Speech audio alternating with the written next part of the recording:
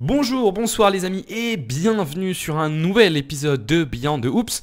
Aujourd'hui, on va vous proposer 3 trades qu'on aimerait voir avant la trade deadline. Mais avant qu'on démarre, pour tous ceux qui veulent soutenir le podcast, un petit like sur Spotify, Deezer, YouTube, un petit commentaire pour le référencement et bienvenue sur le podcast de Q-Basket.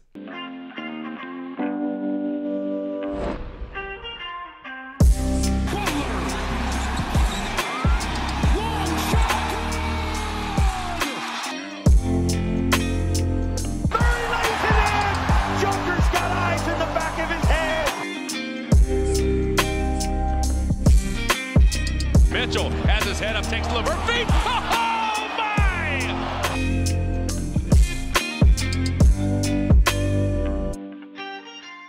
Alors, à l'approche de la trade deadline qui aura lieu le 6 février prochain, sauf erreur de ma part, on voulait vous proposer un petit podcast pour vous justement proposer des trades qu'on aimerait voir, parce qu'il y a certaines équipes qui ont quand même besoin de bouger, il y a certains joueurs qu'on aimerait voir bouger, et on trouvait ça intéressant de vous en parler, sachant que vous n'entendrez pas parler de Jimmy Butler dans cette émission.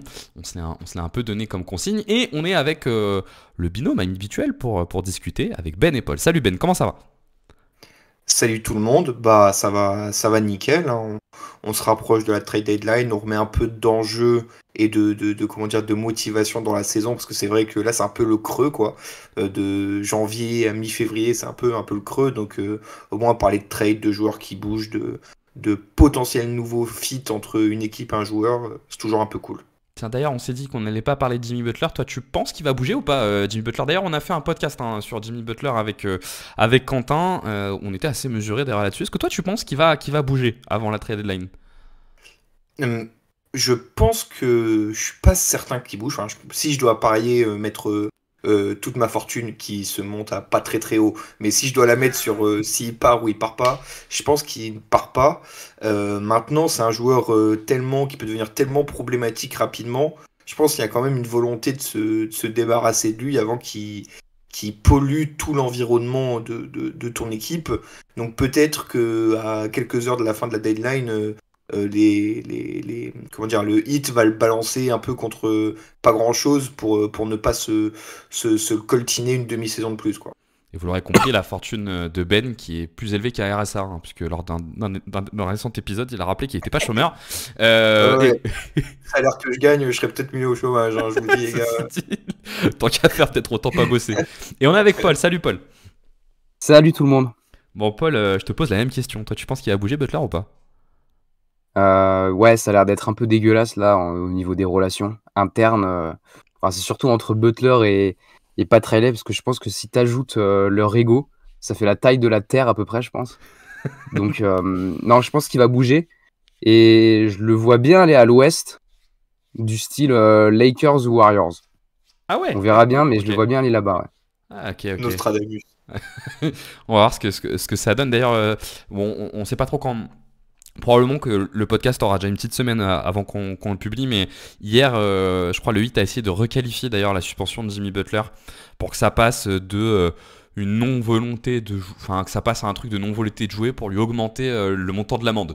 Donc effectivement, les relations sont au beau fixe entre Ouais. Jimmy et Pat Riley. Enfin, ça faisait longtemps que j'avais pas vu ça. Bref. On va donc vous proposer 3 trades, hein, vous avez l'habitude, chacun d'entre nous va en proposer un et on va discuter autour de ça.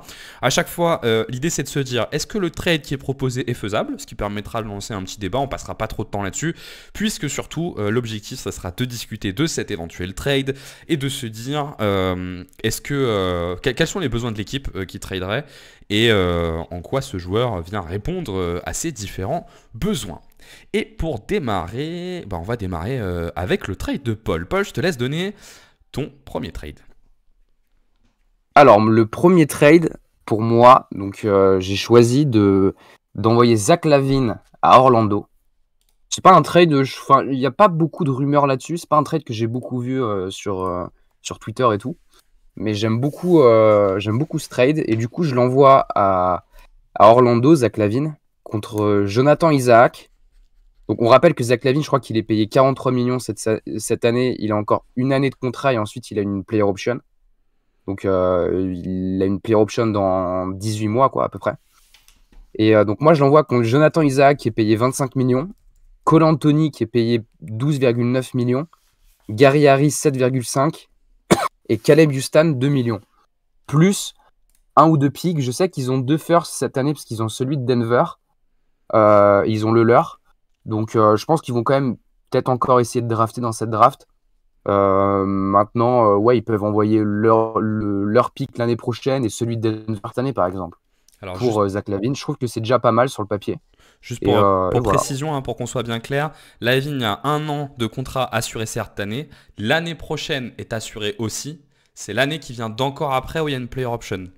À chaque C'est fois, ça. on a à peu près de 25%, 25% du cap. Hein. La player option, elle est pas l'année prochaine. Donc, tu dis Isaac, effectivement, qui a 25 millions et qui a un contrat très intéressant parce qu'il descend à 15 millions l'année d'après. Et Houston, pardon, que j'aime bien d'ailleurs moi. Cole Anthony et des pics, c'est ça, Gary hein. Harris. Et Gary Harris, plus des pics. Ouais, plus des pics. Ok. Alors, déjà, Ben, est-ce que tu penses que ce trade, ça peut se faire? Est-ce que tu penses que les Bulls pourraient accepter ce trade, toi? En fait, je pense que oui, c'est faisable, mais si je dois mettre un mais, c'est que les Bulls, pour l'instant, n'ont pas l'air très enclins à laisser partir Lavine pour, entre guillemets, pas grand-chose, sans dénigrer le potentiel du trade de Paul. C'est surtout un trade pour se débarrasser de Lavine, tu récupères quelques assets, notamment des picks, etc. Mais les joueurs, bon, tu vas faire d'aucun des quatre un franchise player comme tu en avais un avec Lavine. Donc les Bulls n'ont pas l'air, pour l'instant en tout cas, très très enclins à le laisser partir, ou ils ne trouvent pas satisfaction avec ce qu'il y a en face. Donc sur le papier, moi c'est un trade qui m'intéresserait. Je suis pas sûr que les Bulls, est-ce que ça suffirait aux Bulls? La question se pose. Juste pour information, si ce trade se faisait, élément important côté Orlando, ça les ferait passer l'année prochaine dans le second apron, avant même de re-signer Banchero. C'est là où le trade pourrait être légèrement compliqué à faire, parce que du coup tu te retrouves l'année prochaine, je crois j'avais calculé, mais t'es à 195 millions, avec un second apron qui est autour des 188-190 millions. Et en plus, il faut signer Banchero l'année suivante, puisque la saison prochaine, on a le contrat de Wagner qui passe en contrat max, et rappelez-moi le nom du meneur, Jalen Suggs, qui passe de 13 millions à 35 millions. Ouais, 35, ouais. Ce qu'ils avaient réussi à compenser avec la baisse de salaire de Jonathan Isaac. Mais quoi qu'il arrive, de toute façon, quand on regarde le salary cap d'Orlando, ils sont un peu dans un bouchon où je pense que l'année prochaine va être le maximum de ce qu'ils peuvent faire. Et puis après, ils peuvent vite tomber dans un truc à la Minnesota où ils vont être contraints de faire des choix parce qu'ils n'arriveront pas à tout faire passer. Sachant que dans ce trade, il y a quand même un asset qui est vraiment intéressant. C'est quand même, je trouve, je sais pas si t'en penses Paul, mais l'asset Jonathan Isaac, tu vois, moi j'avais pensé à ce trade, mais je l'ai pas fait parce que j'arrivais pas à envoyer Jonathan Isaac. Sa saison offensivement est moins bonne, mais est-ce que toi aussi tu considères que c'est quand même un asset intéressant dans ce trade? Ouais, je pense que c'est un asset intéressant. Après, il a déjà 27 ans, Jonathan Isaac. Mais juste pour revenir un peu sur les contrats, en fait, j'ai fait ce trade parce qu'en fait, dans 1 an et demi, donc à l'été 2026, tu auras certes le contrat de Banchero qui va arriver. Et donc, tu auras le nouveau contrat aussi de Wendell Carter Jr. qui, à l'heure actuelle, il est payé 12 millions, mais dans 1 an et demi, il sera payé 18 millions. Mais moi, je serais pas étonné qu'il le trade, en fait. Ou alors qu'il trade Mo Wagner et tout. Ils vont pas garder les 3 pivots très longtemps. Carter, Wagner et Bitadze. Et tu as KCP aussi qui a une player option, donc tu peux renégocier. En fait, ce qui est intéressant, c'est que vu que tu auras, pour moi, hein, donc Zach LaVine et KCP en player option, tu peux les prolonger pour un peu plus longtemps, mais pour moins cher. Ce qui fait qu'en termes de salaire, c'est pas si catastrophique que ça. Et je parle du principe aussi qu'ils vont peut-être trade Wendell Carter Jr. Parce que là, je sors du match entre. Enfin, je l'ai regardé cet après-midi. Le Magic Milwaukee et Wendell Carter Jr., c'est quand même compliqué en attaque. Et cette saison, il a une adresse vraiment pas ouf quoi, pour un intérieur. Donc, je pense que financièrement, c'est sûr que ça va être compliqué, mais bon, c'est normal. Quoi. Au bout d'un moment, quand tu as des joueurs de talent, bah, tu les payes. Même si je pense que le contrat de Suggs, il est quand même un peu exagéré. Mais c'est pas si cata que ça, quoi, au niveau de la construction d'équipe. Ouais, et puis moi, le truc que je trouve intéressant là-dedans, c'est que Tu vois, ils ont une fenêtre l'année prochaine où tu vois, tu as un espèce d'alignement, des contrats comme Banchero va pas encore avoir son contrat max. Et moi, je trouve ça intéressant de se dire, alors après on va voir dans quelle mesure Lavine répond au problème d'Orlando, mais je trouve ça intéressant de se dire, là tu as une fenêtre pour être un peu surarmé, bah t'y vas vraiment quoi, tu vois. Et au pire, ben, tu trouveras bien une façon de gérer le truc à la fin de l'année prochaine si nécessaire. Enfin, moi je trouve en tout cas, tu vois. Ouais. Et du coup, c'est intéressant. Juste en deux mots, la saison de Jonathan Isaac, il est très très bas hein, sur l'efficacité parce que son efficacité à 3 points notamment est en chute totale. Il est même plus défendu en fait. À 3 points, il était très peu l'année dernière, mais il l'est même plus. La défense, par contre, je la trouve moi personnellement toujours aussi géniale, mais ils sont assez surarmés. Moi, j'aime bien le joueur qui est Oustan. Enfin, je sais jamais comment faut le dire d'ailleurs. Moi, je trouve que c'est un joueur intéressant, même s'il est un peu anachronique, il manque un peu de drive. Bon, par contre, j'aime beaucoup moins Cole Anthony et Gary Harris est cramé. Moi, je pense que c'est un trade qui peut arriver.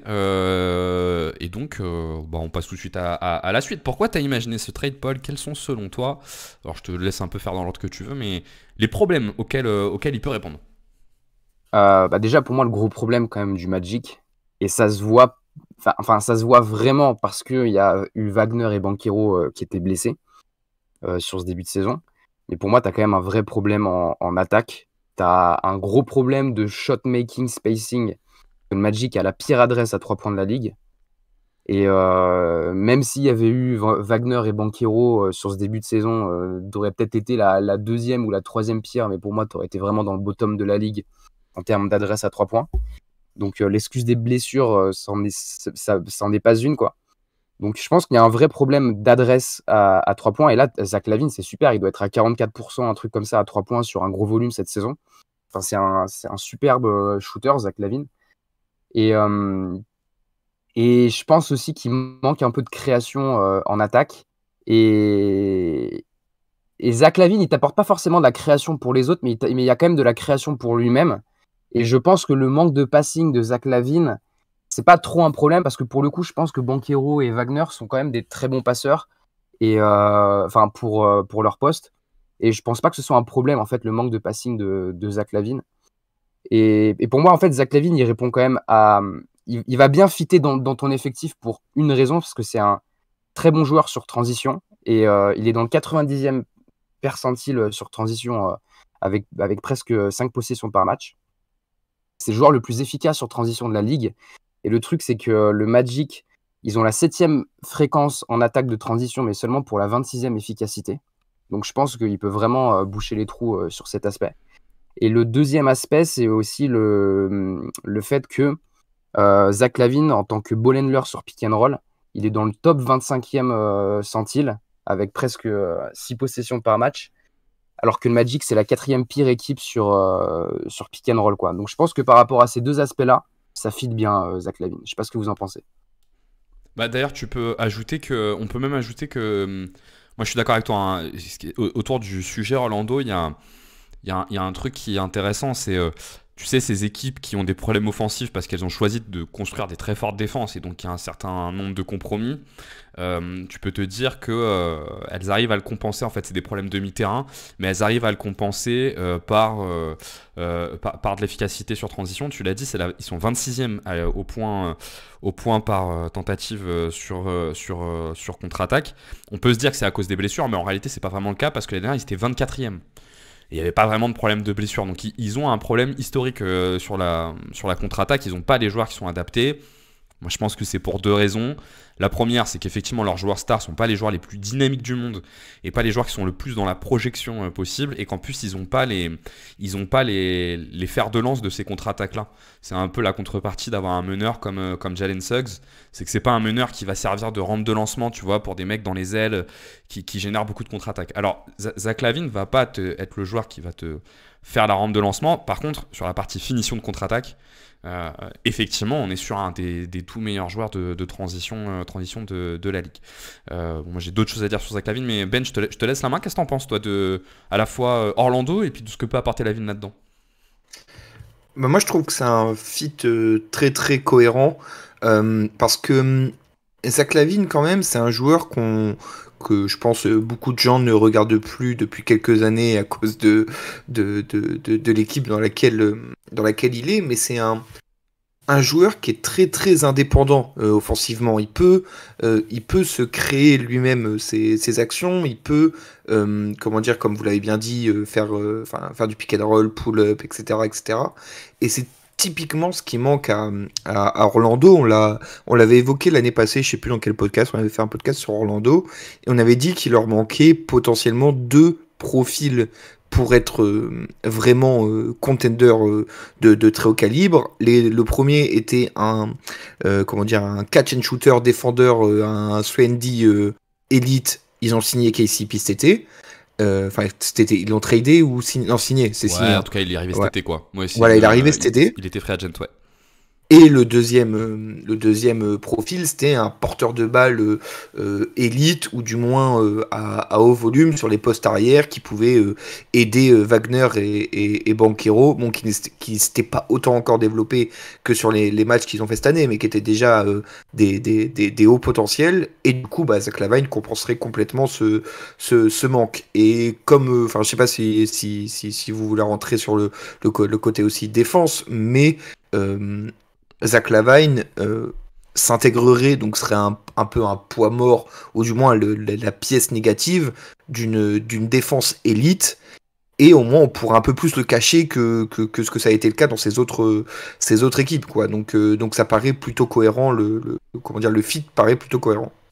Sur la partie défensive, toi, Paul, t'en penses quoi justement de LaVine? Je pense que c'est pas ouf de manière générale en carrière et sur les dernières années. Mais t'es dans une telle défense que c'est pas un problème.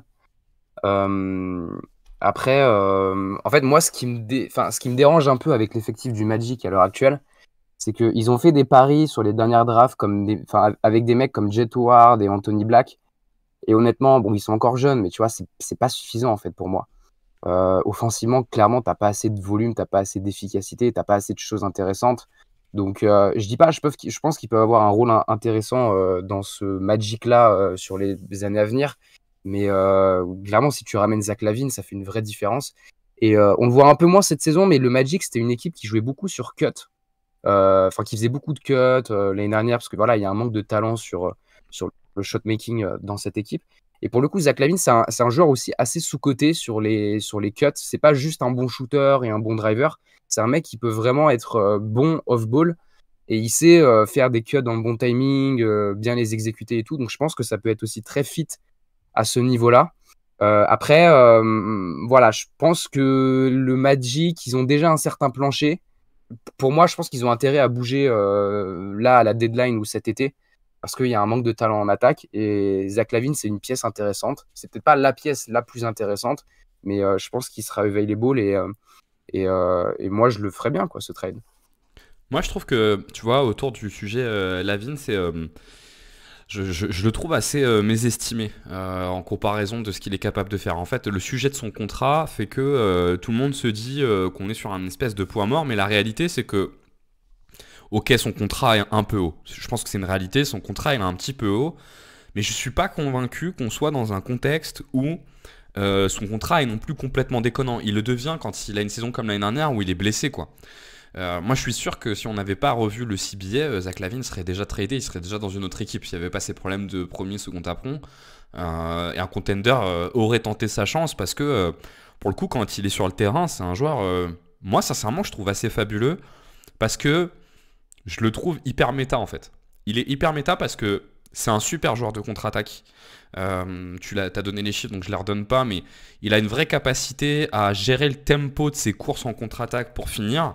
Et il a le pull-up à 3 points et l'attaque de cercle. Sur l'attaque de cercle, il a quand même des appuis délirants, quoi, qui lui permettent d'être très très bon sur la finition au lay-up. Hein. C'est plus le dunker que c'était par le passé, en tout cas il s'en sert moins.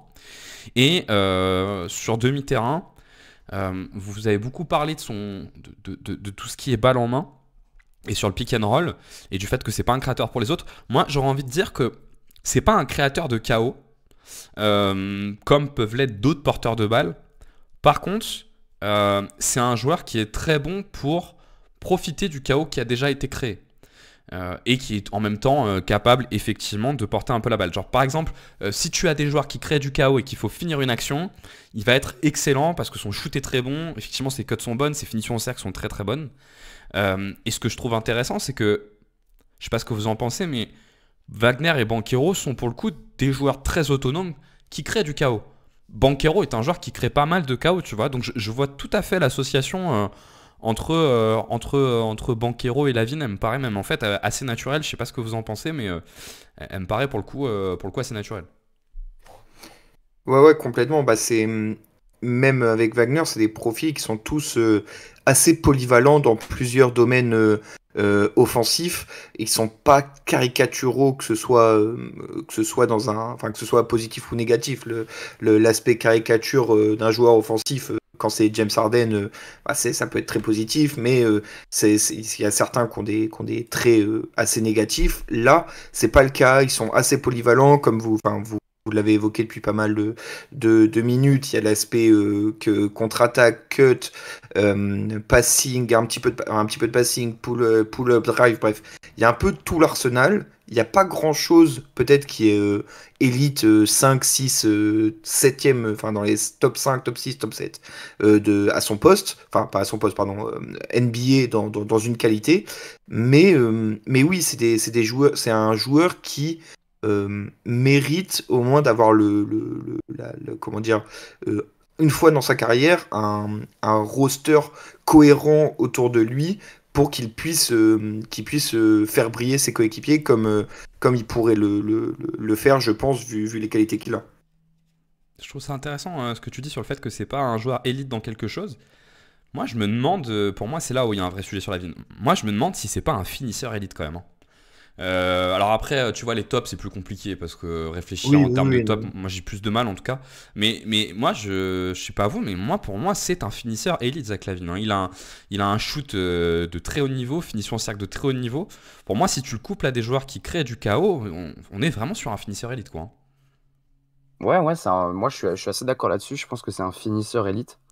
Après, c'est vrai que en fait, je pense que c'est pas un playmaker, mais c'est quand même quelqu'un qui est capable de faire des bonnes passes et tout. Ce qui est intéressant aussi, c'est que Orlando, c'est quand même une équipe qui drive pas assez. Après, encore une fois, c'est lié aux blessures. Ils n'avaient pas leurs meilleurs joueurs. Ils étaient dans le bottom 8 en termes de drive par match. Mais Zach, lui, il est à plus de 8 drives par match. Il a plus de 50% d'adresse, donc c'est plutôt intéressant. Et il a presque 40% de pass percentage sur ses drives. Donc, c'est pas un playmaker, mais c'est un créateur. Et enfin, c'est quelqu'un qui peut créer. Il est intéressant là-dessus. Après, le problème aussi avec Zach, c'est que ça fait 8 ans qu'il est à Chicago. Il a joué qu'une série de playoffs Ouais. dans sa carrière. Ça fait quand même 11 ans qu'il est en NBA, hein. Donc, je sais pas trop ce que ça donne dans des hautes sphères de playoffs. Mais pour l'instant, t'as pas une énorme pression non plus à Orlando. Donc, ça, tu t'en fous un peu, quoi, à l'heure actuelle. Et tu verras bien. Ouais, moi je suis assez d'accord avec ça. Il y a juste un tout petit bémol, mais ça permet de dire un ou deux mots sur Chicago que je mets. C'est le premier, déjà il est lié à Chicago. Effectivement, c'est un très bon joueur de contre-attaque, mais c'est un des joueurs qui bénéficie aussi beaucoup du fait d'avoir de très très bons lanceurs de contre-attaque avec Josh Giddey et Lonzo Ball. Et moi, pour regarder les Bulls de temps en temps, ils sont vraiment remarquables là-dessus. Et d'ailleurs, je sais que beaucoup de fans pensent, généralement, quand ils pensent à Lavine, ils pensent d'ailleurs à un pack Lavine Lonzo Ball et rarement juste à Zach Lavine. Donc ça, il aura moins à Orlando. La deuxième limite que je peux y voir, c'est la cohabitation avec deux autres joueurs à gros volume. Mais là-dessus, ça m'inquiète pas trop. Moi, je pense que Lavine peut devenir un joueur à vraiment, une fois de plus, de bout de chaîne ou de milieu de chaîne. Donc ça, moi, ça m'inquiète en réalité pas vraiment plus que ça. Donc ouais, les voyants sont plutôt bons. Je regarde juste très rapidement les drives par match de l'année dernière pour voir où se situe Orlando. Ils étaient autour de la 15e place. Donc dans un contexte où ils sont au complet, ils sont autour de la 15e place sur les drives. Ce qui effectivement pour être une équipe, une attaque élite est insuffisant. Est-ce que vous voyez d'autres choses à dire sur ce cher Zach LaVine et de ce trade? Le dernier truc, Ouais. c'est que en fait, je sais pas si Carny Sovas, le GM des Bulls, il va vouloir se débarrasser de Lavine, parce que j'ai l'impression qu'il tient un peu à sa 10e place à l'Est.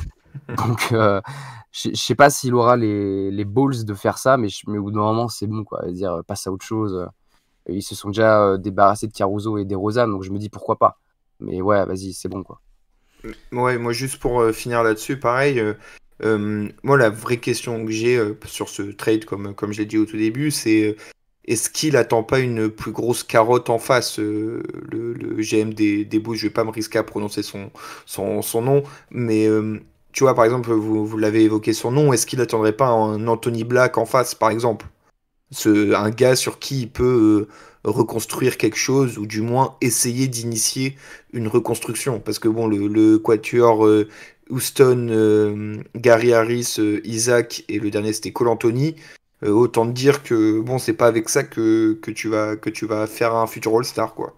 Donc est-ce qu'il attend pas en face pas forcément un mec à un pic numéro un, ou un gars qui est déjà potentiel All-Star, mais un gars sur qui tu peux avoir un petit peu d'espoir. Donc je pense à Anthony Black, mais peut-être dans d'autres franchises, il y a d'autres gars qui pourraient correspondre, quoi. En tout cas, moi personnellement, si le trade est à un Anthony Black de se faire, par exemple, il faut mettre Anthony Black au lieu de Cole Anthony, moi je le fais, hein, pour le coup. Ah oui, oui, moi aussi, hein. Mais tu vois, moi quand on a préparé ce podcast, j'ai essayé de faire pas mal de trades avec Zach LaVine. Et vraiment, le niveau CBA est pète couille, mais comme pas possible. Et c'est super compliqué de le trade. Et en fait, parce que t'es vite soit dans une équipe qui en fait peut pas structurellement, soit en fait dans des équipes mid qui vont lâcher un peu d'avenir pour l'avoir, mais t'es un peu dans une idée de te dire, bon, pourquoi est-ce que tu le ferais, tu vois. Le seul truc, tu vois, un peu crédible que j'ai trouvé, mais il est pas pour cette année, il est plutôt pour cet été, ce serait genre avec Houston, un truc autour de Jalen Green, pour booster un peu leur attaque. Mais tu vois, là sur la trade deadline, j'arrivais pas, j'avais pensé à Orlando, mais voilà, j'avais pas osé lâcher Jonathan Isaac. Mais je trouve que c'est un bon trade, mais je suis d'accord avec toi, il y a un petit sujet de est-ce que les Bulls accepteraient, quoi. Et je suis pas convaincu. Ouais, bah surtout que, juste pour finir, que ça fait quand même 1 an et demi maintenant qu'il y a des rumeurs autour de Lavine et soi-disant sur le marché et tout. S'ils n'ont pas trouvé preneur avant que le nouveau CBA soit mis en place, c'est qu'ils doivent être sacrément gourmands quand même, hein. Après, il était blessé quasiment toute l'année dernière, il fait 30 matchs l'année dernière, donc je pense Ouais, que ça oui, joue oui, quand mais même. tu sais, enfin, avant qu'il se blesse, il y avait déjà des rumeurs, et après il y a diplomatique. Bon, tu savais quand même Oui, c'est vrai qu'en ça plus, faisait quand c'était même un peu quelques excité. saisons que tu savais ce que valait Lavine, etc. Donc je pense il y a des mecs qui étaient prêts à prendre le risque, mais les Bulls ils devaient être assez gourmands, et comme l'a dit Paul, ils devaient tenir à leur 10e place, à leur élimination au play-in, quoi. Ouais, puis t'as raison, il y avait pas mal de blessures diplomatiques, donc effectivement le trade était possible. Enfin, on savait pas trop si c'était une vraie blessure ou pas. On va conclure sur Zach LaVine. Moi, juste un mot, hein, parce que je fais chier pas mal de monde avec Zach LaVine. J'adore sa saison et franchement, ça me fait trop plaisir de le voir faire une saison comme ça. Et je trouve que sa cote est trop basse, en tout cas à minima dans les sphères grand public. Je sais pas ce qu'il en est pour les GM. Comparé à ce qu'elle devrait être, j'ai même du mal à dire qu'aujourd'hui c'est un contrat toxique, sincèrement. Tant qu'il n'est pas blessé, pour moi, c'est un contrat trop haut, mais on est loin du contrat toxique. Allez, petite question juste avant de terminer rapidement. Si Orlando fait ce trade-là et va mettre Lavine, c'est quoi la projection d'Orlando? Ça fait quoi? Ça fait finale de conf? Ça fait finale NBA? Bah, tu vises la finale de conf, je pense. Après, je sais pas si t'y vas, mais tu vises. Enfin, en tout cas, c'est pour jouer les plus hautes sphères. Si tu commences à avoir un trio Lavine, Banchero, Wagner, tu le fais pas pour jouer le premier tour contre Indiana, quoi. Donc mais ça s'arrête en finale de conf. Bon, je pense que ça peut même s'arrêter avant, tu vois. En fait, c'est toujours pareil, c'est que là, c'est assez serré, notamment les 2, 3, 4e places. Ça dépend des match-ups. Si tu finis 4e et que tu prends, ou 3e, par exemple, et que tu prends Boston qui est 2e, est-ce que tu sors Boston en demi de conférence? Bah, je sais pas, c'est compliqué. Enfin, ça dépend un peu Ouais, de ok. comment tu t'articules ça. Paul, toi? Pour moi, je peux les imaginer en finale de conf, pas en finale NBA. Mais tu te positionnes clairement pour des bonnes demi-finales. Et je pense qu'ils peuvent taper un New York ou un Boston en demi de conf. Ouais, moi je suis même avis que Paul, sans certitude, hein, parce qu'effectivement, il faudrait voir comment la greffe prend. Mais je pense qu'effectivement, c'est typiquement un joueur qui pourrait être très important dans une série contre Boston ou contre New York. Je sais très bien pourquoi Paul dit ça, parce que Paul imagine les Cavs très haut. Effectivement, le niveau des Cavs est tellement haut que j'ai du mal à imaginer qu'Orlando, avec Lavine, fasse la bascule. Juste, juste pour finir, oui, je disais le Boston, enfin moi je voyais ça compliqué contre Boston, parce que pour moi, oui, ça regarde droit dans les yeux New York, et ça claquer sans souci si elle a vaille en plus. Après, je trouve que Boston, j'ai l'impression que même si c'est un peu moins bien en ce moment, il y a quand même une certaine marge, quoi. Donc, mais à voir, hein. Mais en tout cas, contrairement à ce qu'on disait en début de saison, moi je trouve que l'Est, c'est quand même plutôt intéressant avec des équipes vraiment intéressantes, un top 5-6 qui commence à être plutôt beau, quoi. Et en plus, les Sixers sont à côté principalement à Voilà. cause des blessures. On passe au deuxième joueur, Ben, je te donne la main. Yes. Alors, donc moi, le trade que j'ai choisi, c'est Cam Johnson qui quitte les Nets et qui va à Sacramento contre Kevin Huerter, Trey Lyles et j'ai mis 2 premiers picks, je crois. Donc c'est ça à peu près la base. On peut débattre des pics, on débattra aussi de est-ce que t'envoies Trey Lyles, est-ce que t'envoies Keegan Murray. Voilà, il y a cette question-là, mais en tout cas la base centrale du trade, c'est Cam Johnson contre Kevin Huerter et 2-3 pics. Et t'avais dit Trey Lyles, donc l'idée c'est en tout cas c'est de Moi partir j'avais sur dit Trey Lyles, ouais. Trey Lyles. Est-ce que ce truc-là pour toi, Paul, t'es dans un contexte où les Nets le font? Ouais. Ouais, je pense que ouais. 2 first pick pour Cam Johnson, c'est déjà très bien, je trouve. J'ai l'impression qu'en fait, avec Cam Johnson, autant il fait une superbe saison avec Brooklyn.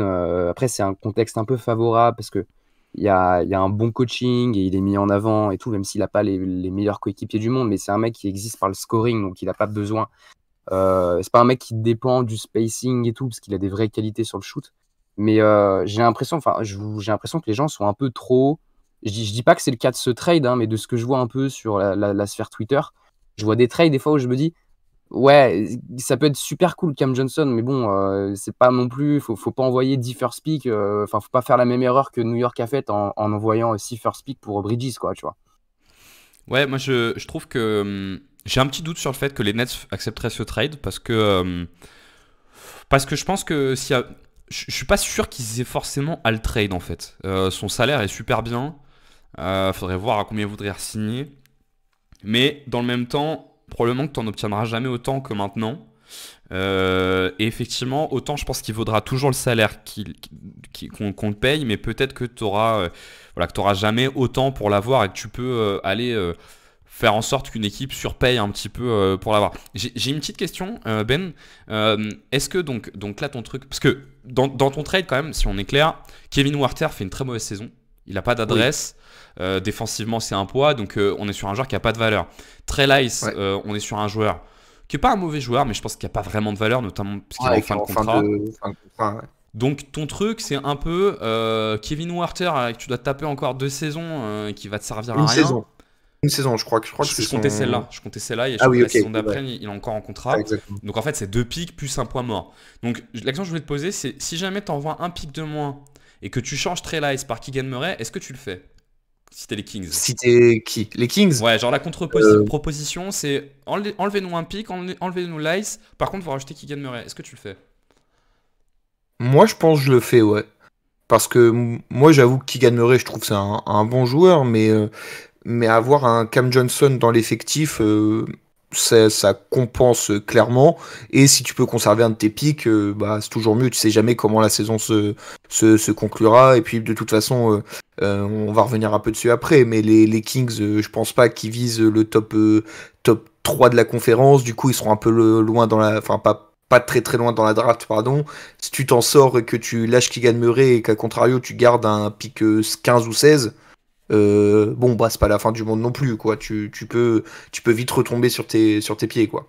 Toi, tu sachant qu'en plus pardon, je pensais que excuse-moi. Non, ça veut dire que Trey Lyles reste chez toi et free agent, ça te fait de la place, enfin c'est un peu tu peux t'adapter comme tu veux quoi. Paul, toi tu le fais si c'est la contre-proposition des Nets? Ouais, juste un truc en fait, cette année Sacramento ils ont leur pick mais il est protégé 1-12. Donc s'il est entre le 1 et le 12, enfin s'il est plus haut que le 12 pardon, il va à Atlanta. Et d'ailleurs, c'était un pick qui était dans le trade de Kevin Huerter. Donc, quand tu vois son niveau, tu te dis, voilà quoi. Mais moi, je pense que ils peuvent largement mettre Huerter et Trey Lyles dans un trade. Parce qu'en plus, Trey Lyles est en fin de contrat. Mais je pense pas qu'ils mettront Keegan Murray pour Cam Johnson. Mais tu le fais si jamais c'est la contre-proposition des Nets ou pas? En tant que Nets ou en tant que Kings? Bah, c'est la contre-proposition des Nets, donc c'est en tant que Kings. Est-ce que tu le fais? Euh, Autant il me saoule un peu Keegan Murray avec son adresse où tu sais jamais si ça va rentrer ou pas. Mais non, je pense que je le fais pas quand même. Moi, je suis plutôt Team Ben là pour le coup. Je pense que je le fais au sens où j'ai l'impression que Cam Johnson t'apporte un truc de plus quand même et que cette équipe a besoin de tenter de bouger un peu quelques lignes. Je pense que le plafond de Keegan Murray il est atteint et je suis pas persuadé que le plafond de Keegan Murray soit plus haut que celui de Cam Johnson. Et effectivement, ça te permet de conserver un pic donc pourquoi pas. Bon, Ouais, peu importe. juste Ouais, ouais. je me permets d'enchaîner, mais en fait, la raison principale pour laquelle je fais ce trade, on parlait de Lavine juste avant, qui a un énorme apport dans le jeu, potentiellement en arrivant à Orlando. Là, la mentalité elle est un peu différente. C'est que on sait que De'Aaron Fox met un peu la pression à tout le monde en disant soit vous me bougez des trucs, soit je dégage. Grossièrement, c'est ça. Donc, t'es un peu dans l'obligation. Enfin, je vois pas les Kings complètement péter leur projet parce que si De'Aaron Fox part, tu repars de zéro, tu repars au fond du trou, quoi.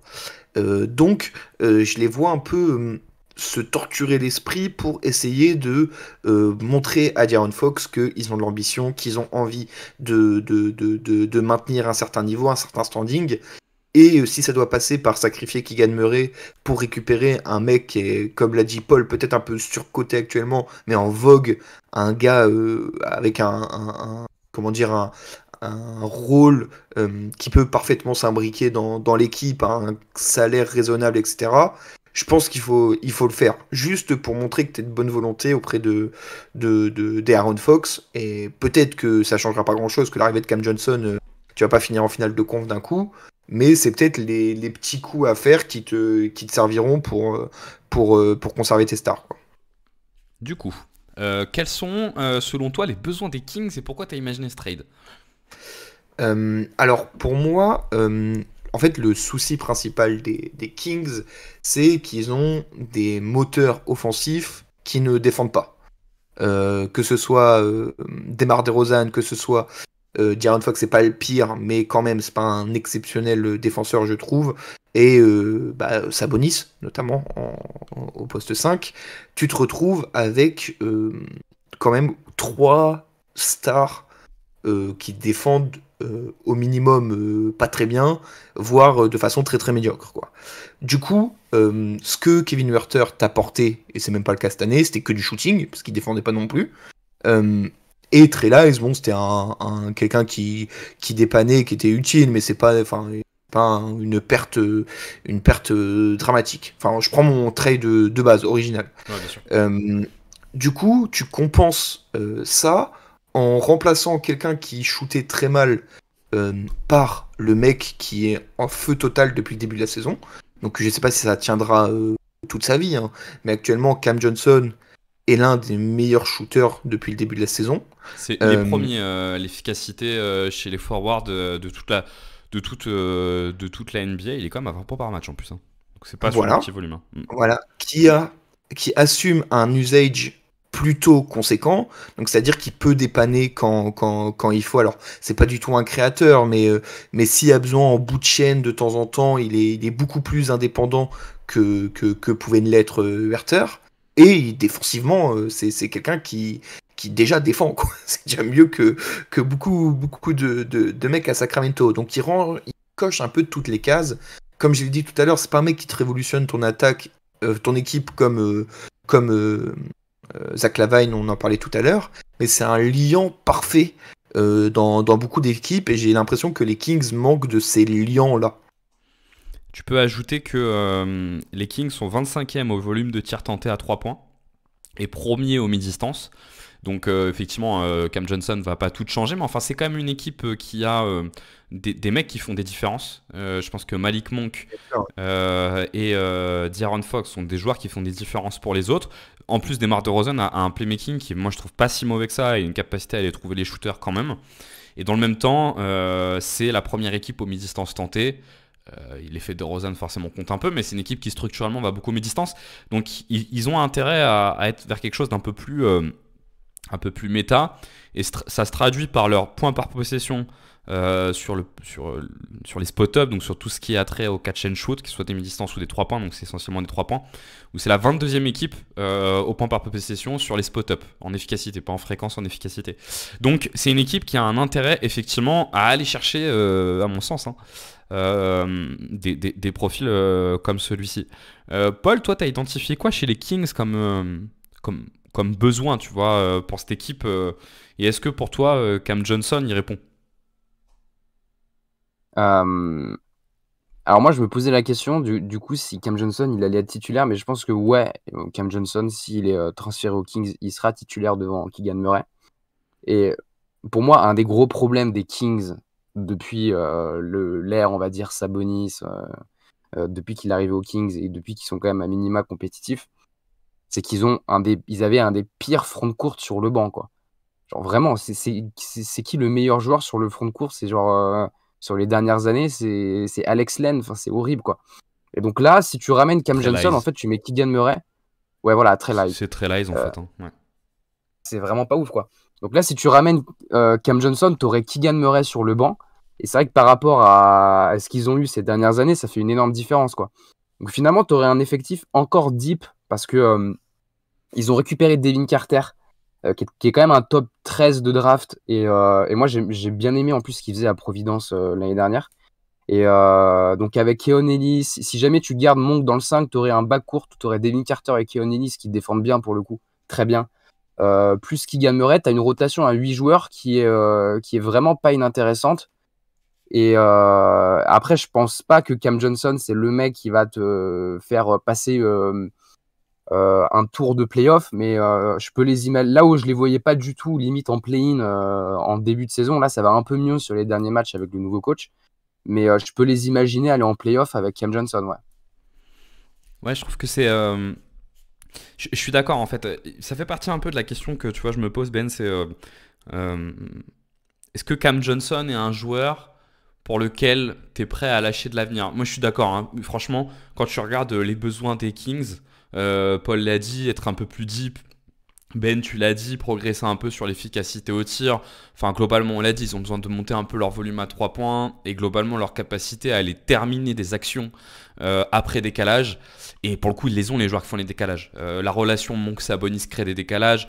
D'Aaron Fox est un joueur qui structurellement crée des décalages et DeMar DeRozan aussi. Donc, ajouter Cam Johnson là-dedans, aujourd'hui, dans la NBA, dans les joueurs autour de 20 millions, on va dire, Cam Johnson est le meilleur joueur sur ça. Tu vois, je pense qu'on peut dire que c'est le meilleur joueur sur ça. Donc c'est quand même un atout hyper intéressant, quoi, tu vois. C'est un atout hyper intéressant. La question que je me pose, c'est est-ce que ça vaut le coup de lâcher de l'avenir pour Cam Johnson? Et c'est là où moi je trouve que c'est un débat intéressant, tu vois. Est-ce que les Kings sont à un état où il faut lâcher de l'avenir pour Cam Johnson? J'ai pas trop la réponse, tu vois. Bah, ça rejoint un peu ce que je disais au moment de la présentation, c'est comment t'imagines ton futur en tant que GM des Kings? Est-ce que les mecs dans le front office des Kings, ils ont déjà fait une croix sur l'ère Sabonis-Fox? Parce qu'en vrai, c'est ça l'idée. C'est est-ce que tu crois encore en en ce duo-là qui est devenu un trio avec DeRozan, même si c'est un peu, on va dire, c'est un peu annexe par rapport au duo de base. Mais est-ce que le Fox Sabonis t'y croit suffisamment au point d'investir pour les entourer de joueurs les plus complémentaires possibles? C'est ça la question. Si tu pars du principe que t'y crois, bah je pense que le trade faut le faire.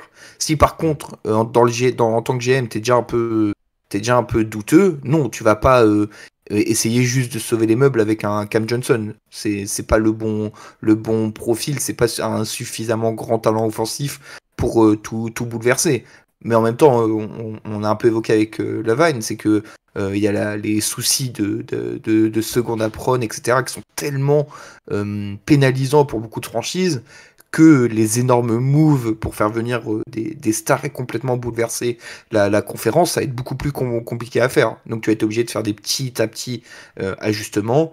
Et je pense que dans la mesure du possible, un Cam Johnson, ce type de joueur qui te bouleverse pas tout, mais qui t'apporte un peu de bonus partout et qui coûte une vingtaine de millions, ça va être tout le monde va se les arracher maintenant, quoi.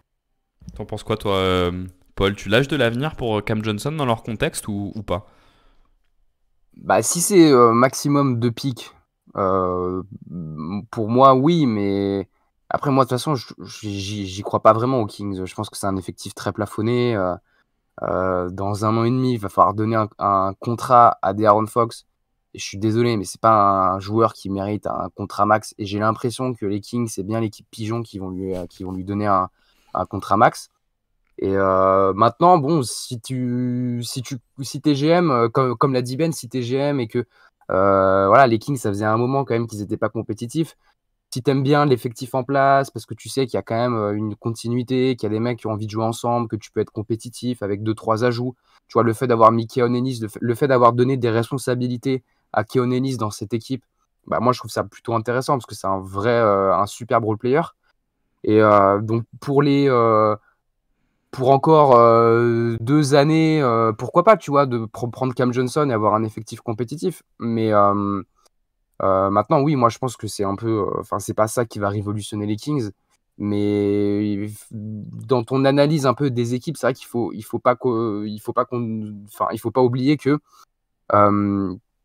il n'y a pas que, enfin, Il n'y a pas que le titre. t'as des équipes, t'as des équipes dans le milieu et t'as des équipes qui pensent qu'ils peuvent être contenders, mais sans forcément avoir le recul que ouais, ils peuvent l'être. Et au final, si tu es compétitif, c'est mieux que de tanker, ou au final, tu peux tanker pendant 6-7 ans. Et voilà, quoi. Oui, et puis t'as des équipes qui ne sont pas dans une logique de le titre ou rien. T'en as quand même pas mal en fait Oui, en voilà. NBA. On est rentré un peu dans cette méta à l'époque de Trust the Process, mais la réalité c'est que je pense qu'aussi il y a une réalité économique, faut qu'il y ait du monde dans la salle, faut qu'il y ait de la hype, enfin tu crées un truc quoi. Le but c'est pas d'être à mort pendant 6-7 ans. Et les Kings ont été à mort pendant un long temps, pendant Ah ouais, un long moment, et c'est quand même une part importante dans l'équation. Ah ouais, c'est exactement sur ce que j'allais rebondir, c'est que les Kings ont vraiment eu quasiment 20 ans sans playoff ou un truc comme ça. Donc là, tu une équipe qui, je pense que tout le monde le sait, a de très grandes probabilités de ne pas remporter le titre. Mais c'est dur d'avoir une équipe qui fonctionne avec potentiellement 2 All-Stars, enfin 2 candidats All-Star, deux potentiels stars appréciés un peu partout, etc. Et l'équipe tourne à peu près, et d'un coup tu jettes tout sous le bus en disant bah non, c'est sûr, ça fonctionnera pas, on dégage tout et on repart de zéro. Je pense que tu peux pas faire ça. Et puis même, tu as commencé à l'évoquer, économiquement, c'est compliqué. T'as des maillots à vendre, t'as comment dire, une salle à remplir, t'as des questions de droits de télé, enfin t'as plein de trucs. Tu peux pas d'un coup, alors que ton équipe fonctionne à peu près, resacrifier tout. Et on en a pas parlé, mais c'est, je pense, en partie pour ça aussi que les Bulls Tout à fait. ils cassent pas tout d'un coup, quoi. C'est une grande ville, c'est Chicago, tu peux pas te permettre de renvoyer la franchise dans les fins fonds de la ligue pendant 5 ans, quoi. Donc c'est pour ça que je me dis Cam Johnson, c'est un peu un mouvement pour montrer que tu es volontaire sans ruiner l'avenir de ta franchise en envoyant 5 pics de draft sur Michael Bridges, quoi. Ouais, et puis ça te fait quand même une équipe sur le run jusqu'à la fin de DeRozan, qui est quand même une équipe sérieuse, quoi. Tu vois, avec, comme l'a dit Paul, qui est deep et qui est assez sérieuse. Même question que pour Livin avec Orlando. Imaginons que ce trade se fasse. Vous imaginez que le plafond des Kings, c'est quoi? Et que ça peut faire quoi cette équipe? Bon, je pense que le plafond avec ou sans, je parle bien du plafond, avec ou sans Cam Johnson, c'est un premier tour de playoff, quoi. Ok. Si tu finis entre 7 et 10, que sur un peu de chance tu gagnes ton play-in, tu vas au premier tour et tu te fais sortir, je pense. Et que ce soit avec lui ou sans lui, quoi. Paul, t'en penses quoi, toi? Si l'équipe en face au premier tour, elle est à 100% physiquement, ça sort premier tour des playoffs. Moi, quand je regarde la conférence Ouest, là, ils sont en 20-20, les Nuggets sont en... Putain, c'est vrai que c'est tellement dense la conférence Ouest. Parce que j'allais dire, hein, moi je me dis, ils peuvent être autour de la 5e place. Moi, je pense que, en tout cas, je suis pas persuadé que cette équipe soit si loin que ça de sortir du spectre du play-in et de rentrer dans le top 6. Alors tout ça est très dépendant ouais, de plein de choses. Mais ouais, le top 6 me paraît pas inconcevable en tout cas. De sortir du spectre play-in. C'est une équipe qui, dans un contexte très particulier, une saison très particulière, a fait 4e il y a 2 ans, mais avec une adresse extérieure un peu étonnante. Et puis globalement, le pourcentage de victoire qu'il fallait pour être dans le top 4 n'était pas énorme. Mais je pense quand même que ça t'augmente quand même ton plafond là. Je trouve que ça change un peu l'équipe et que ça peut être intéressant. Est-ce que vous voyez une dernière Après, chose Ouais, ouais. vas-y Ben. Non, juste pour rebondir sur cet aspect classement, etc. Faut quand même. La saison, elle est un peu bizarre quand même. Aux Kings, t'es sur des séries complètes où des fois t'es dans le noir total et après tu remontes la pente, tu fais 5-6 victoires de suite. Euh, Est-ce que là, on les voit pas un peu trop beaux parce que ça fonctionne bien depuis quelques jours/semaines? Euh, la question se pose aussi. Ça se trouve, on refait le même podcast dans un mois et l'euphorie sera un peu retombée et ils seront 9e et ils stagneront, quoi. Donc c'est pour ça, il y a toujours. Les Kings, c'est toujours un peu bizarre à juger. C'est jamais une saison linéaire, quoi. Il y a des très hauts et des très bas, contrairement à d'autres équipes. Ouais, je suis assez d'accord. Est-ce que vous voyez une dernière chose à dire sur ce trade ou est-ce qu'on passe à notre dernier trade? Nope. On est tout bon? Eh bien, dernier trade, c'est moi qui vais m'en occuper. Il va concerner les Houston Rockets, qui pour moi ont besoin de changer une dernière chose. Et donc, le trade imaginé, c'est Jordan Poole plus le pick 2027 qu'à Washington. Qui en fait un pick un peu particulier parce qu'en fait ils ont le meilleur pick de mémoire. Je regarde en même temps, mais entre OKC, attends, je regarde rapidement. Ouais, c'est le meilleur pick entre OKC, Phoenix, c'est un bordel sans nom leur truc. En tout cas, on va dire un first pick, je vais être plus clair. Jordan Poole et un first pick contre Shepard, Steven Adams et Jeff Green. Donc pour le coup c'est faisable hein, économiquement. L'idée c'est de se dire en fait Houston va chercher Jordan Poole. Au début j'ai essayé d'imaginer un truc où en fait Houston lâche pas grand chose, mais je pense que la valeur de Jordan Poole elle est quand même un peu montée, on va en reparler, et que c'est compliqué de l'avoir seulement contre du cap. C'est pour ça que j'ai intégré Shepard qui est le rookie de Houston, top 3 de draft mais qui joue pas, mais qu'en contrepartie d'avoir Shepard, Washington envoie un pick, et donc le pick que j'avais imaginé c'est celui de 2027, non de 2028, le meilleur entre Phoenix, Brooklyn et Philadelphie. De 2028 pardon, meilleur Phoenix, Brooklyn, Philadelphie. Est-ce que déjà ce trade vous paraît faisable? Ben, Non. Paul, peu importe. Je suis un peu sceptique. J'aime bien l'idée, hein. Franchement, moi, ça me fait kiffer. Moi, j'aime bien les équipes fortes qui bazardent s'ils ont un jeune qui traîne, qu'ils bazardent pour un mec fort en face. Moi, ça me fait kiffer. Pas de pitié pour les jeunes, c'est pas grave. Par contre, est-ce que, genre, si tu me dis entre 0 et 100, il y a combien de pourcents de probabilité que ça se fasse? Ouais, je pense qu'on est plus proche du 0 que du 100. Mais j'aime bien le panache. Franchement, bravo. Paul, t'en penses quoi? Je sais que toi, alors là, toi qui adore les rookies, tu vas me massacrer.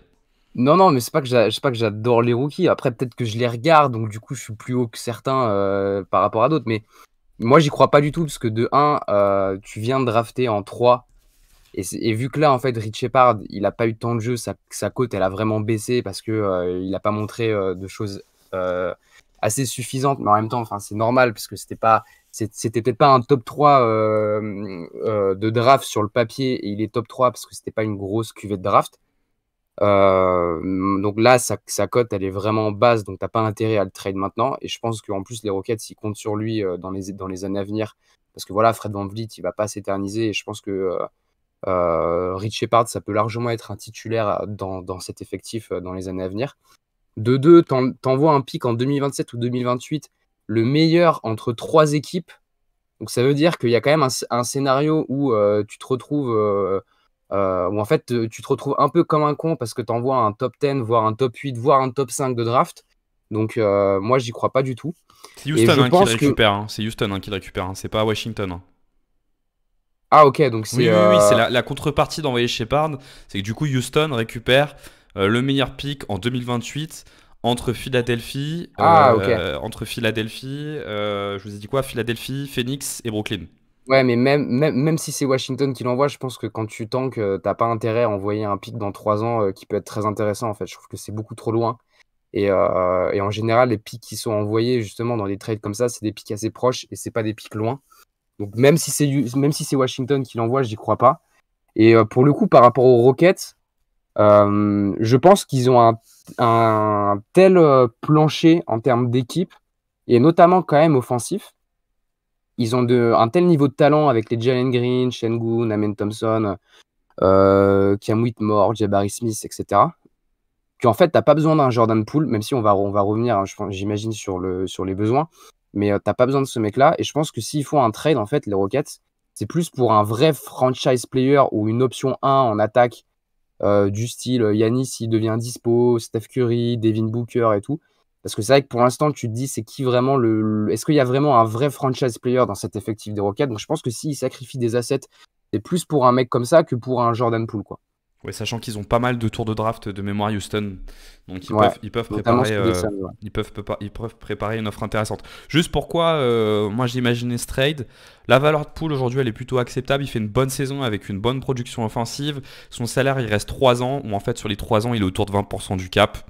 Moi ça me paraît, quand on est sur la bonne version de Jordan Poole, ça me paraît pas totalement déconnant. C'est un poil haut, mais c'est pas totalement déconnant. La valeur de Shepard, effectivement, c'est un 3e pick de draft. Je reviens pas, vous l'avez dit. À la fois c'est haut, mais en même temps, c'est dans une draft particulière. C'est quand même un joueur qui joue pas. Moi, j'ai toujours du mal avec les shooters qui ont pas trop de qui sont petits, mais qui ont pas trop de playmaking. Oui, il a montré des belles choses en défense à la fac, mais ça reste un défenseur petit, donc ça peut être vite un peu limité. Par contre, c'est un très bon shooter. Mais tu vois, pour moi, on est presque plus sur un profil de 2 que de meneur. Mais petit 2, en fait, la conclusion à laquelle je vais, c'est je suis pas persuadé qu'un jour Shepard soit un meilleur joueur que Jordan Poole, en fait. Et donc, partant de ça, moi je suis Houston, je me dis, bon, ben, ça, pourquoi pas, tu vois. C'est pour ça que je l'avais imaginé, mais j'entends, hein, je pense que la probabilité de ce trade, elle est faible. Hein. Je l'ai plus fait en mode, comme le disait Ben, quoi. Si c'est à faire, moi je me dis pourquoi pas, quoi. Je vous explique pourquoi, selon moi, il répond à certains besoins des Rockets, et puis on en débat. Déjà, le temps de viser le titre pour les Rockets, je pense qu'il est pas si loin que ça. Parce que les Rockets, c'est le 4e bilan de la ligue, 3e défense, 8e attaque. C'est une équipe qui, ça y est, s'est mise dans une phase où elle peut commencer à viser le titre. Je dis pas qu'ils peuvent le viser dès cette saison, quoique. Mais je dis qu'en tout cas, c'est bon, la génération est alignée. Donc ils ont intérêt maintenant à prendre des joueurs qui sont dans leur interligne générationnelle, quoi. C'est quel terme? J'ai manqué le terme, mais il faut des joueurs qui sont dans leur chronologie, dans la chronologie de leurs joueurs de maintenant. Pour autant, les Rockets, ils ont selon moi un gros souci structurel. Leur principal atout, c'est leur défense et leur jeu de contre-attaque, qui est plutôt très bon. Ils ont un gros problème structurel, c'est leur attaque de mi-terrain. L'attaque de mi-terrain des Rockets, moi je la trouve globalement pas très bonne. C'est la 24e attaque sur demi-terrain de la ligue, ce qui est quand même vraiment bas. Et je pense que si tu veux te projeter dans des sphères de playoff, il faudra monter un peu. Alors qu'en plus, ils ont la 3e fréquence des équipes qui jouent le plus d'attaques de mi-terrain. Forcément, ils jouent contre des équipes qui ont envie de ralentir leur rythme parce que c'est une très bonne équipe de contre-attaque. Donc, ils se retrouvent à faire beaucoup de demi-terrain. Et selon moi, ces problématiques demi-terrain, elles s'expliquent par le fait que leurs 3 joueurs qui génèrent de l'attaque demi-terrain sont des joueurs qui aujourd'hui ne sont pas vraiment efficaces. Fred VanVleet, que je trouve essentiel dans cette équipe parce qu'il apporte beaucoup d'ordre. Sur la partie scoring, c'est quand même très peu efficace. Jalen Green, on est sur un espèce d'entre-deux. Bon, la réalité, c'est que je pense que le vrai trade à faire, c'est d'attendre cet été pour trade Jalen Green. Mais bon, c'est pas grave, on va pas revenir dessus. Jalen Green, il y a un vrai problème d'efficacité. Et Sengun, aujourd'hui, il passe pas vraiment le cap de devenir un joueur efficace offensivement. C'est un joueur qui est intéressant dans un contexte très défensif parce qu'il est capable d'autonomie et de générer des points compliqués, mais c'est pas encore un joueur efficace. Et en plus, son playmaking, je suis pas hyper convaincu. Enfin bref. Et je pense qu'en fait, ils ont besoin d'un joueur qui initie de l'attaque avec danger et qui crée un peu de chaos, justement parce qu'aujourd'hui, il manque de joueurs qui créent du chaos. Ça, c'est le postulat, moi, sur les besoins des Rockets. Je ne sais pas si vous êtes d'accord avec moi déjà sur le constat, quoi, du besoin des Rockets.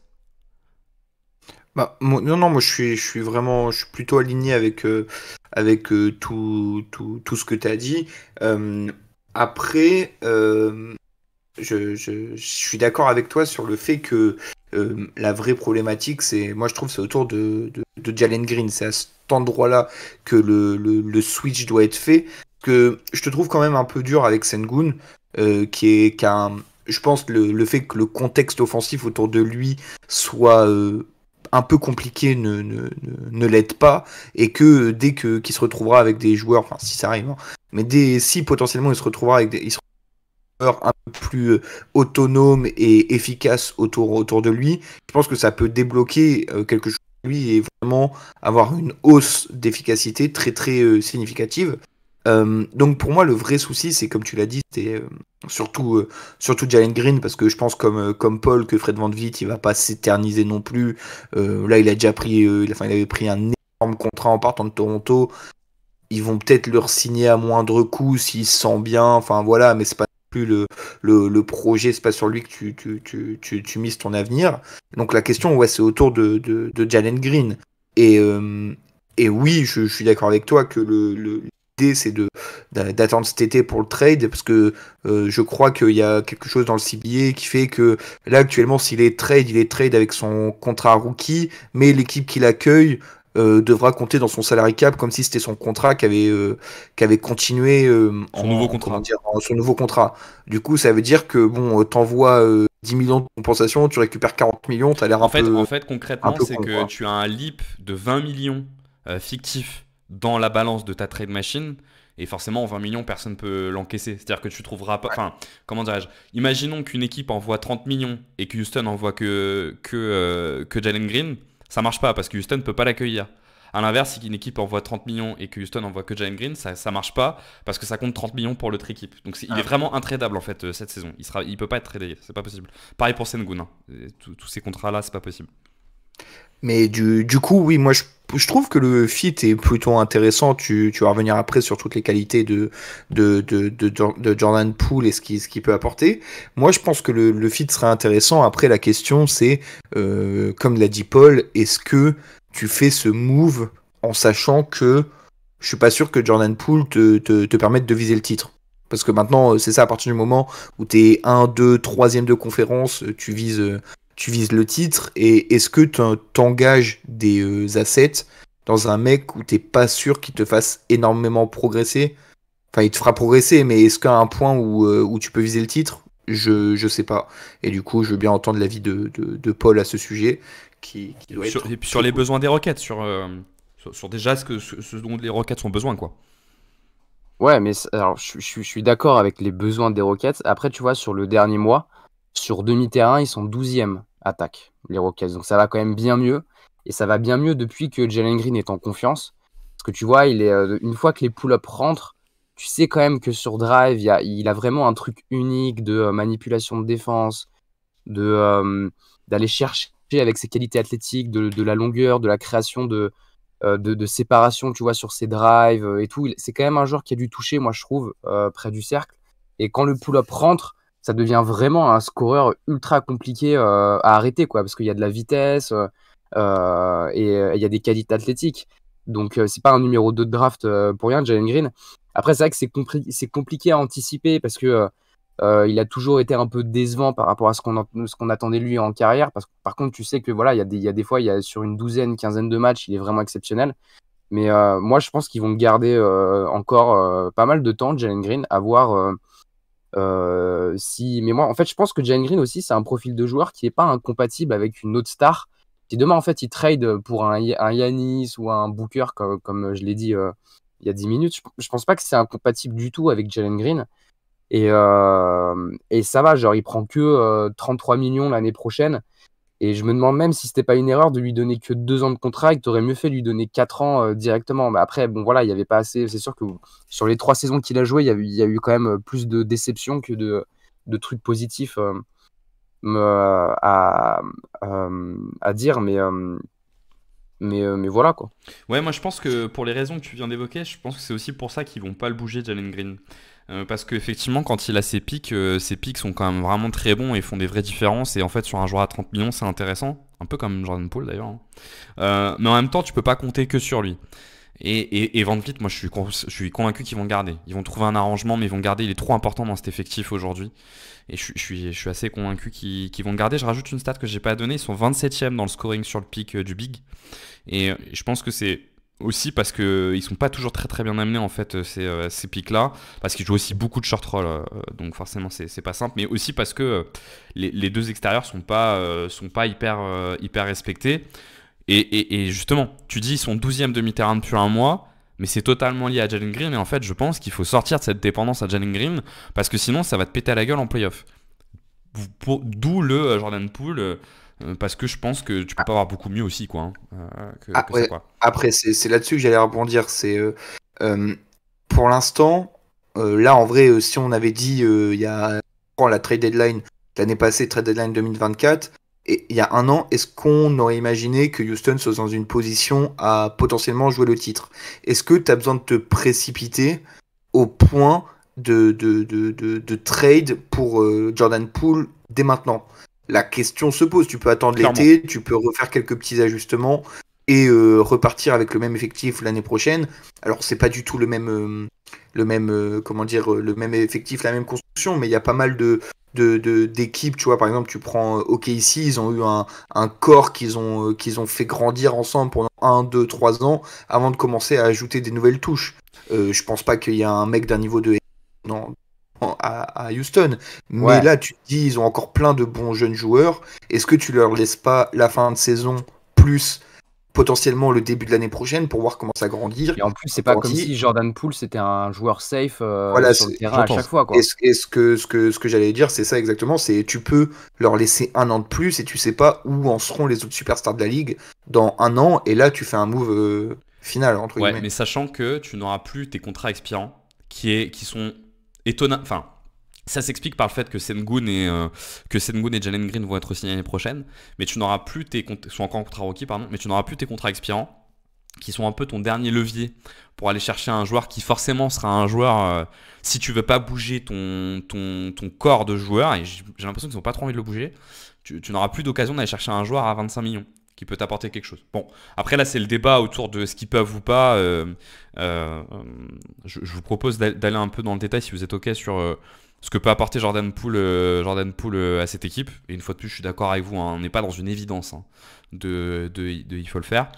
Donc vu les problèmes qu'on a cités autour de Houston, bon, Jordan Poole il fait une saison qui est super intéressante, qui a été un peu boosté en début de saison par une forte adresse, un peu en train de retomber malheureusement, mais en tout cas ce qui est sûr c'est que c'est un joueur qui est intéressant parce qu'à la fois il est porté sur le scoring extérieur et sur l'attaque de cercle. Et c'est un joueur qui te crée du chaos, pour le coup. On en a parlé tout à l'heure autour de Zach LaVine, qui n'est pas un joueur qui te crée du chaos. Pour le coup, Jordan Poole, lui, c'est un joueur qui crée du chaos et qui crée de l'espace. Et dans une équipe qui n'est pas très méta dans son attaque, je trouve ça intéressant. Il est 68e percentile sur la fréquence au cercle, 62e sur l'efficacité, donc c'est intéressant. C'est un joueur qui a une efficacité au cercle, et c'est là où il est vraiment cool, Jordan Poole. C'est que même quand l'extérieur rentre pas, il a toujours son efficacité au cercle. Il est 84e sur la fréquence à 3 points, donc il prend beaucoup de pull-up. Hein, il a vraiment l'arme du pull-up pour le coup, lui. Et 80e sur l'efficacité, et il est 100e, donc c'est le meilleur de la ligue sur les fautes provoquées, en plus. Donc on est vraiment sur le profil de joueur qui va venir t'amener du chaos, et donc, pour moi, générer ce qui manque vraiment à l'attaque de Houston demi-terrain, qui est pas trop mal quand tout est très structuré, mais qui manque pour le coup de chaos pour créer des décalages. Alors, par contre, la contrepartie, il y a des problèmes, hein, c'est sûr, sur Jordan Poole, autour de la défense et de la propreté du playmaking. Il y a pas mal de pertes de balles, ça c'est un peu historique. Mais je pense que la combinaison avec Sengun peut régler ça, parce qu'en fait, ces pertes de balles, elles sont quand même beaucoup sur des vraies passes de création. Et ce qui est cool avec Sengun, c'est que tu peux jouer beaucoup de short roll, surtout si tu es capable de faire des écarts, et donc tu es moins amené à devoir générer, tu vois, des passes compliquées. Et donc je vois plutôt bien la complémentarité. Je trouve que son jeu off-ball est pas si mauvais, moi, Jordan Poole. À Washington, il a réussi à développer un peu de jeu de cut, et on avait vu aux Warriors qu'il avait la capacité à faire de la sortie d'écran. Donc je vais pas tout balancer d'un coup, mais déjà, je sais pas si vous avez des réactions là-dessus, mais moi je trouve que ça, c'est des éléments intéressants pour venir combler les problèmes de Houston, quoi. Déjà. Ouais, non, je suis. Non, mais en fait, ça rejoint ce que j'ai essayé de dire et ce que je pensais tout à l'heure. C'est que oui, je pense que Jordan Poole peut combler les problématiques, notamment que Jalen Green, pour l'instant, ne comble pas ou ne comble qu'en petite mesure et sur certaines séquences. Euh, Par contre, la question, c'est un peu la même qu'avec Jalen Green. C'est à combien est-ce que tu peux vraiment lui faire confiance pour tenir ça pendant toute une demi-saison plus des matchs à haute échéance en playoff. Moi, je l'aime beaucoup, Jordan Poole, mais j'ai quelques doutes encore sur comment dire, sa possibilité à créer à haut volume, à être efficace à haut volume dans des circonstances un peu compliquées, à ne pas perdre des ballons bêtes dans des circonstances pareilles, un peu de haute confrontation. Donc, oui, moi je pense que tu upgrades. Est-ce que tu upgrades suffisamment? Telle est la question, quoi. C'est quoi, toi, Paul, ton avis sur Poole de manière générale? Bah après, tu l'as bien présenté, mais tu vois, il y a un truc là que j'ai regardé avec Jordan Poole, c'est que sur les short mid, il est dans le 0e percentile en termes d'adresse. C'est-à-dire, il n'y a personne qui fait pire, en fait, en termes d'adresse sur les mid-range. Et donc, c'est quand même un joueur, du coup, qui dépend beaucoup de son adresse à 3 points. Et en carrière, c'est pas un truc de ouf, quoi, tu vois. Sur les 3 points, sur les 2 dernières saisons, il était à 33 et 34%. Voilà. Donc, et je trouve quand même que au fur et à mesure des années, il a un peu moins de tranchant sur drive qu'à une époque où c'était vraiment pour le coup un driver impressionnant. Je trouve que c'est un peu moins le cas. Après, c'est lié aussi au contexte de Washington. Donc voilà, moi je suis pas du tout fan du joueur, ni de sa mentalité, tu vois, à travers ce qu'il a montré ces dernières années. Maintenant, c'est vrai qu'il a du talent, donc dans un bon contexte, peut-être que mieux entouré, avec un coach comme Udoka, ça peut être intéressant, quoi. Mais moi, pour conclure, oui, c'est pas un trade que je ferais, quoi. Sachant, alors effectivement, il est très bas hein, sur l'efficacité aux mi-distance. C'est aussi lié à son jeu, hein, il en prend extrêmement peu. C'est des joueurs qu'on peut chercher. Il a 6% de ses tirs pris qui sont sur des longs mid. Il est très très très bas. Ça vient compenser un petit peu et globalement sur les mid, il est globalement très bas. C'est un joueur qui prend peu de short mid, hein, qui essaye plutôt d'aller finir ses actions au cercle.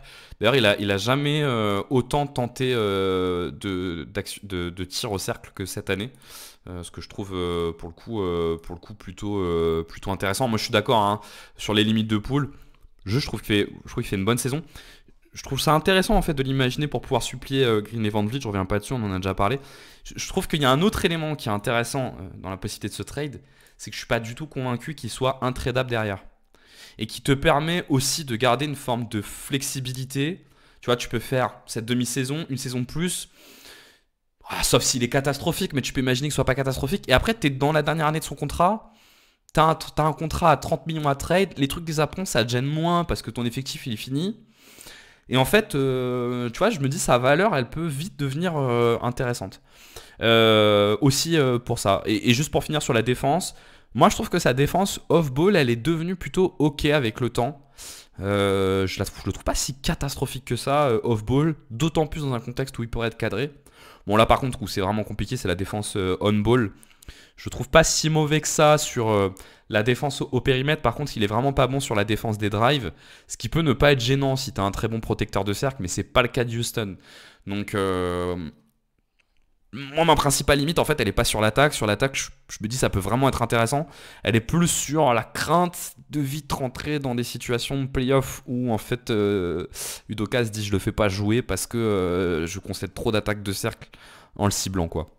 C'est ça qui me. En fait, j'avais pas vu, mais il va être payé. Là, il est payé 29, il va être payé 31 et ensuite 34 millions. Et pour moi, dans ma tête, en fait, il était payé que entre 22 et 25. Donc, il ouais, est à 20% du cap.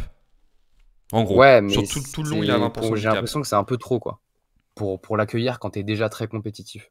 Je peux comprendre. Je peux comprendre. Mais je pense qu'il est plus intradable. Je pense qu'à un moment donné, on a une sensation, genre l'année dernière, qu'il était intradable. Je pense que c'est plus le cas. Et que s'il continue à être bon, qui plus est dans une équipe qui est bonne, s'il est à Houston, je pense notamment en dernière année de contrat, je pense qu'il est tradable pour le coup. Et donc ça peut te refaire un espèce de levier dans 2 ans. Parce que clairement Houston va en avoir besoin, notamment s'ils veulent, tu vois là en plus tu rajoutes un pic, t'en perds pas, si tu veux faire un gros trade à un moment donné, avoir un levier à 32 patates, ça peut être toujours intéressant. À terme, une fois de plus, je me projette dans un monde où sa valeur est plus haute que Shepard durant son contrat rookie, quoi. À un moment donné. Est-ce que vous voyez d'autres choses à dire sur Jordan Poole, ou est-ce qu'on peut conclure? Ouais. Ouais, juste dernier petit truc, c'est que je pense que les gens ont peut-être un peu oublié, mais Jordan Poole est encore très jeune quand Il est même. très jeune, ouais. Il a genre 25 ans, 25 25 ans, ans, ouais. je sais pas, 25 ans. 25 ans, donc oui, on n'est pas les plus optimistes, notamment Paul sur Jordan Poole, mais moi je me dis pareil, il a eu quand même cette année c'est mieux, mais on va dire que la dernière demi-saison à Golden State plus la première à Washington, j'ai l'impression que psychologiquement ça lui a fait beaucoup de mal. Le mec était un peu au fond du. Là, quand même, c'est beaucoup plus cohérent. Tu l'as dit, défensivement, il y a plus d'implication. Alors, ce sera jamais un excellent défenseur, mais tu te dis, dans un effet à Houston où ça défend plutôt fort autour de lui, tu peux te retrouver dans une situation un peu comme Zach LaVine à Orlando, potentiellement, quoi. Un mec que tu essayes de cacher, et puis autour, t'as 3, voire 4 bons défenseurs, même si avec Sengun, c'est pas le plus grand pivot défenseur, mais c'est pas non plus une catastrophe ambulante. Et du coup, oui, il a que 25 ans, donc il a encore de progresser. Il a de plus en plus. Enfin, il avait l'année dernière, ça a été la première année où il avait autant de responsabilités. On voit quand même un vrai changement cette année. Enfin, je me dis, oui, c'est pas l'assurance tout risque, mais il n'y a pas non plus comment dire, son évolution n'est pas terminée potentiellement, quoi. Et si ta timeline de titre elle est sur 2-3 ans, et c'est un peu le cas de leur corps de joueurs, il est dedans, quoi, pour le coup. Ouais, voilà. Il est dedans, donc plus que Shepard par exemple, je pense. Pour le coup. Et bah écoutez, messieurs, je pense qu'on a fait le tour. Ah bah si, du coup, la dernière question, avec ce trade, Houston devient quoi? Alors je me lance vu que c'est moi qui ai démarré. Moi, je pense quand même qu'il y a un leap. Je pense qu'ils sont meilleurs quand même avec ce trade. C'est un pari, hein, on est d'accord, mais je pense quand même qu'ils sont meilleurs. Et Houston meilleur, moi je pense que le match-up de Houston, il est pas bon pour OKC. C'est tout ce qu'ils aiment pas. Bah, je sais pas, hein. Peut-être que tu montes à une potentielle finale NBA, ce qui est peut-être pas le cas aujourd'hui. Moi, je pense que leur attaque de mi-terrain aujourd'hui est trop limitée pour les imaginer en finale NBA. Est-ce que Jordan Poole peut, parce que du coup, ils vont pas tous passer à côté dans les matchs de mi-terrain, et donc ça te fait une arme de plus pour espérer faire ta création de mi-terrain. Ouais, peut-être que ça monte de finale de conf à finale NBA en plafond pour moi avec ce trade. Titre, je sais pas, c'est toujours compliqué, titre, ça dépendra du match-up. Mais peut-être ça monte un peu le plafond, ouais. Ben. Bah déjà, oui, moi je suis d'accord avec toi, ça augmente, enfin ça fait progresser l'équipe pour la simple et unique raison que tu remplaces Rich Shepard qui pose pas un pied sur le parquet par Jordan Poole. Donc déjà, je suis d'accord avec toi, tu progresses en ce sens-là. Et bon, je sais pas si j'irai jusqu'à la finale NBA, mais déjà, si Houston ça finit en finale de conf cette année, c'est déjà une bonne saison, une vraie. Donc on va dire que moi en plafond je mettrais finale de conf, mais c'est déjà super quoi, parce que il y a pas mal d'équipes à se farcir avant d'arriver en finale à l'Ouest. Paul, t'en penses quoi? Enfin, pour moi, le trade de Jordan Poole, ça change rien à la vision que j'ai des Rockets. Ensuite, moi, je les imagine pas en finale NBA avec ou sans Jordan Poole. Maintenant, même en finale de conf, autant j'aime beaucoup cette équipe, autant arriver en finale de conf sans un top 25, top 30 joueur NBA à l'heure actuelle, j'ai un peu du mal. Dans la conférence Ouest, il y a quand même beaucoup de concurrence. Je peux les imaginer en finale de conf, mais j'ai l'impression que leur plafond, c'est plus demi-finale, quoi, à l'heure actuelle. Ok, très bien. Et bien, messieurs, je vous propose de conclure là-dessus. pas grand chose d'autre à dire si ce n'est la formule habituelle. N'hésitez pas à commenter, oui, on essaie de construire un peu plus d'espace de discussion. D'ailleurs, on a ouvert un nouveau Discord, donc n'hésitez pas à le rejoindre. J'aurais peut-être plutôt dû le dire au début, la prochaine fois je le dire au début, c'est pas grave. Mais en tout cas, restez connectés, on trouvera rapidement de quoi parler. À plus.